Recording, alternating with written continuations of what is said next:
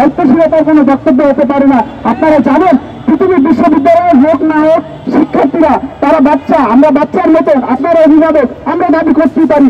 কেন আজকে সব কলেজ থেকে যে ইস্যুতে আমরা সব দাবি করেছিলাম মেনে নিয়েছিলেন, সেই পলিসির পদত্যাগ সহ যে দাবিগুলো করেছি সব মেনে নেননি। কিন্তু আপনারা বসেছিলেন, দেশে শিক্ষার্থীদের আশ্বস্ত করেছেন, আমরা বুঝে নিয়েছিলাম। কিন্তু আপনারা সেই পৃথিবীকে কোথায় আশ্বস্ত করলেন যেখানে 115 ঘন্টা শিক্ষার্থীরা না খেয়ে রয়ে গেছে?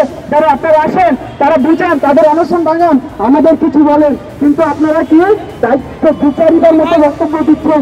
শিক্ষা সচিব, যুগ্ম সচিব নীলকামান এসে বলেন, স্যার এসে বলেন তোমাদের দায়িত্ব যৌক্তিক, কেন রাষ্ট্র প্রিন্সিপাল দিচ্ছে না আমরা সেটাই জানি না। আর কোথায় শিক্ষক প্রতিষ্ঠানেরা সেই 2,000 বলে সে হচ্ছে শিক্ষা এই পৃথিবীর বড় বিশ্ববিদ্যালয় হয়ে যাচ্ছে। আমরা দায়িত্বশীলতার জায়গাটিক দায়িত্বশীল বক্তব্য দিন। আমি নাহিদ ভাইকে ধন্যবাদ দেবো, তার যে বক্তব্যটি ছিল অত্যন্ত দায়িত্বশীল বক্তব্য দিয়েছেন। তার আমি রিকোয়েস্ট করবো তারা সেটুকু করে পৃথিবীর যদি বিশ্ববিদ্যালয় মতো নারা তারা বলে দিন চেষ্টা দিন, তাহলে আমাদের সেই ব্যক্তিগতার জায়গা থেকে আমরা বুঝে নেবো।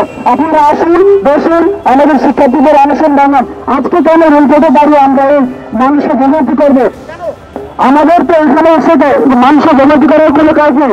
আমাদের শুধু একটাই কথা, এইখানকার প্রশাসনের মাধ্যমে আমাদের সেই রাষ্ট্রের কাছে পানি যাবে যে শিক্ষার্থীরা অভিযোগ বসেছে, আপনারা প্রশাসনের মাধ্যমে কিছু বলুন, আমরা এখান থেকে চলে যাচ্ছি। আপনারা দ্রুত সহযোগী, আপনি বলছেন শিক্ষা প্রতিষ্ঠা বসেছে যে রাস্তায় বলে আমি বলবো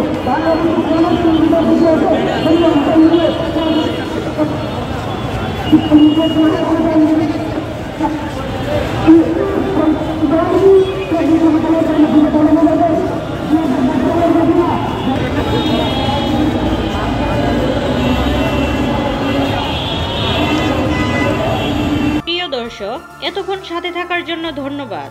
এরকম আরো নিত্য নতুন সংবাদ পেতে আমাদের ওয়াইটিভি নিউজ চ্যানেলটি সাবস্ক্রাইব করুন এবং আপনাদের ভালো লাগলে লাইক, কমেন্ট, শেয়ার করে পাশেই থাকুন।